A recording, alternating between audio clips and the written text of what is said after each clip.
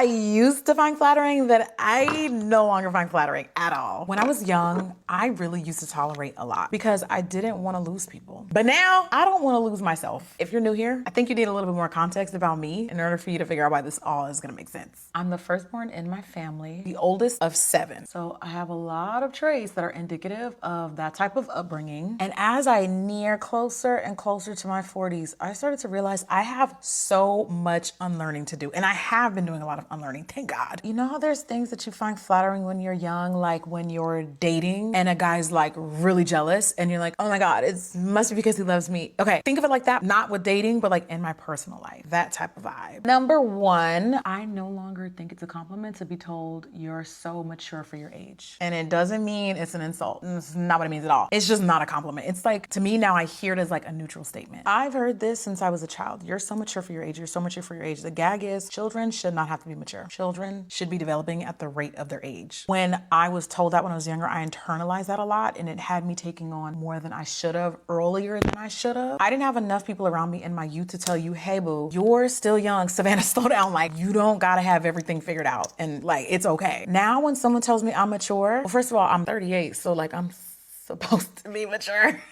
That tracks, boo. Like, that sounds about right. But now when someone says it to me, it's just like, okay, noted. And then I move on. I don't internalize it. I don't hold myself to the standard that they're putting on me. I'm about to enter the last year of my 30s. And trust me, I'm not kicking and screaming on my way out. I'm ready to go. 30s was fun, but I'm absolutely ready to embrace what's new and what's next. I finally feel like I'm at an age where my experiences and my wisdom and the maturity, like I feel like my actual age. I've taken a lot of pressure off of myself. And for the first time in my adult life, it has allowed me to just breathe, to just exist, you know? And that's because I don't take that whole maturity thing, that whole label as a compliment. What a freeing feeling. I'm not gonna lie, like it's nice. The eldest daughter rarely gets to exhale. This is my exhale era. Number 2, I don't think y'all gonna like this one, but I'm gonna keep it a buck. Listen, y'all don't got a problem being honest with me. I'm gonna be honest right back, okay? I don't let everybody big sis me. No. Sistership is mutual. It's supposed to be mutual. I'm talking about like people that I'm just getting to know or like new people. No, sister. Sis, but not big sis.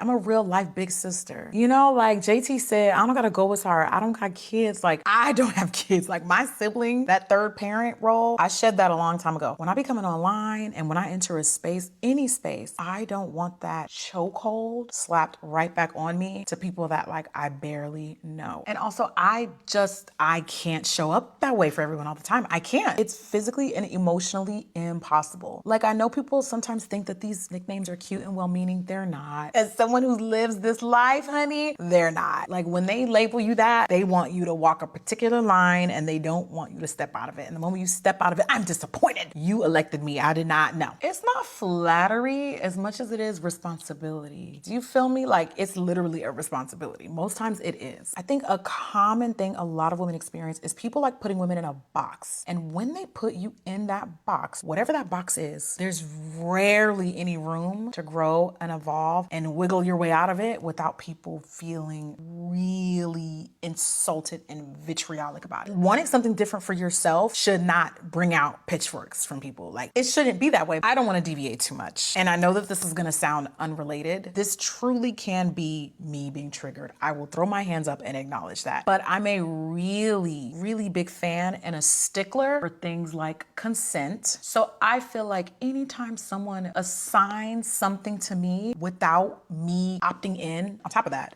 getting angry when I decide to say that I don't want that for myself anymore, I get really uncomfortable.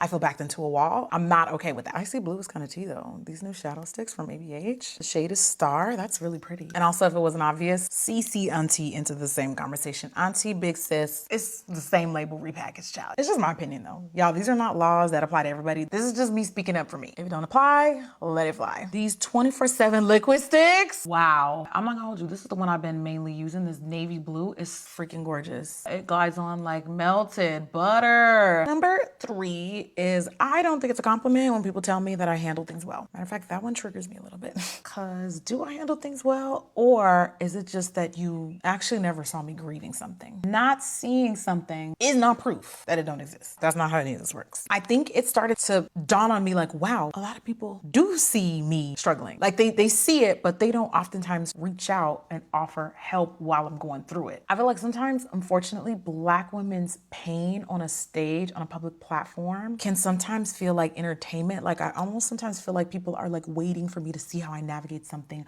or they're like sitting back taking notes and not in the moment reaching out to see how I'm doing. So then when I pass the test, I guess they're like, oh my God, you did so good. Like I could never get through that. I couldn't either, boo. Like you wasn't the shoulder I was crying on. Like just because you didn't see it does not mean I wasn't struggling with it privately. And the thing is, because I don't be coming online and like vomiting and throwing up and crying, I think people just automatically assume like you're getting through it, you're strong, you're resilient, you're built for it, tough. No, I'm actually very bothered by a lot of things. Like I'm a human being. It's a normal part of life. I don't come online to vent about them because just my opinion, just my experience, the internet is not a safe space, at least not for me. But it never hurts to just reach out and say, hey, I heard you were going through this. I saw this online. Even if it's not something from online, reach out to your friends that you think got it. You'd be surprised how many of us do not. And don't just reach out when you need something. Don't be tone deaf. Reach out just to see how people are doing, even if you think they got it. It never hurts to just check. In fact, I'm starting to feel like this idea that people who you don't necessarily see grieve or experience pain out loud, like the automatic assumption that they handle things well, is definitely problematic, because for most Black women, like we're already most times not allowed to be vulnerable, not allowed to open up, or dunked on for doing so. So to already vulnerable and marginalized people simply because they did not open up to you is something that I think a lot of people got to start checking themselves on, for real. People go through things. I totally get it. You may not even in that moment have the space to hold someone else's grief when you're asking them how,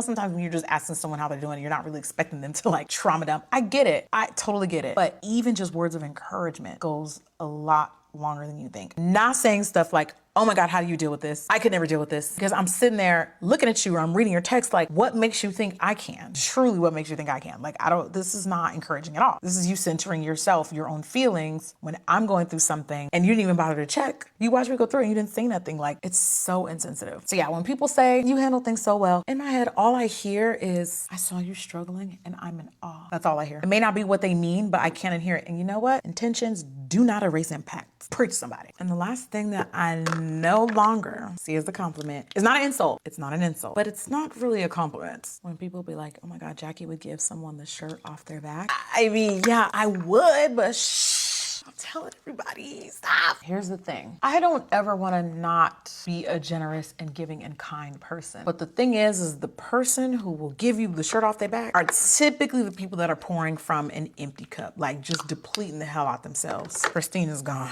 Christina's gone. This is a really good setting spray. Do not apply that on top of your lipstick or your lip gloss though. Chaos. I want to be remembered as somebody who was generous, but, and this is a big but not to the point of depletion. If it leaves me literally shirtless, or if I'm pouring from an empty cup, or if I just know right now I ain't got it, I have to really truly sit back and think, how do I want to engage with this person's problem? Is helping this person going to make me sit back and potentially resent them? Am I going to feel away if they don't reciprocate? I have to really think very intentionally and clearly about how I'm generous now. I really feel like it has served me in so many different ways. It's not that I wasn't intentional before, but in some ways I kind of wasn't. I have done things for people that I just know categorically, unequivocally did not deserve them. Like stuff that I had no business doing for people who wouldn't even piss on me if I was on fire. I also don't regret it. I don't. I did what I knew at my core were the right things to do. Good things, but stuff that was literally making me look like an a-hole. Like you just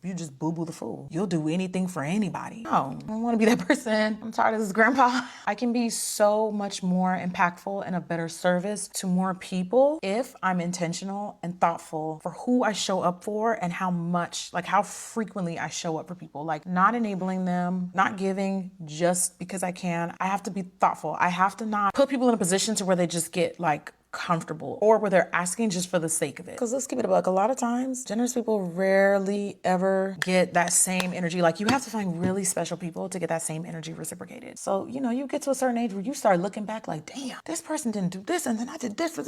Scrap all that, okay? Or you could also, this happens to me, if you become known as the person who gives everything to everybody, even if you're not actually doing that, just walk with me. If you become known as the person who does everything for everybody, the moment you say no, it'll be like you never did a single thing. Just mark my words. Generous people, please tap into the comments and let me know if you agree, because y'all know I ain't telling a lie. And when it comes to like my family, my village, my community, yes, that does include people online. What may kind of look like, oh, Jackie be helping everybody. Not quite. The people that I'm pulling up for are like people that I have a relationship with, people that I have a rapport with, people that have been following me for years. But a lot of times you hear these stories of me doing kind things for people that are like always in my comment section, always showing love, supporting my brand, supporting collabs, or have been following me for years, or just always active. And I saw that maybe they needed help or they needed a little extra support. And I happen to be somebody who can give it. So I gave it, but I get to decide. And that way I'm not overdoing it or overextending. When someone tries to use my own generosity against me because they don't get to benefit from it, I no longer let people use my own generosity against me anymore, because as soon as they don't directly get to benefit from it, they get mad, they get angry, they try to undo any of the kindness or work that I've done to get here. That's a manipulation tactic that no longer works on me. I don't let others' impression of me validate me. I am validated within myself. Jesus is the only person who validates me. I know what I do at night for people. That's it. That's all. And it can never, ever be used against me, ever. Girl, we got into it. What are some things that you used to think were a compliment, but you no longer see that way? I would love to know in the comments, and I'll see you guys at the next video. Bye.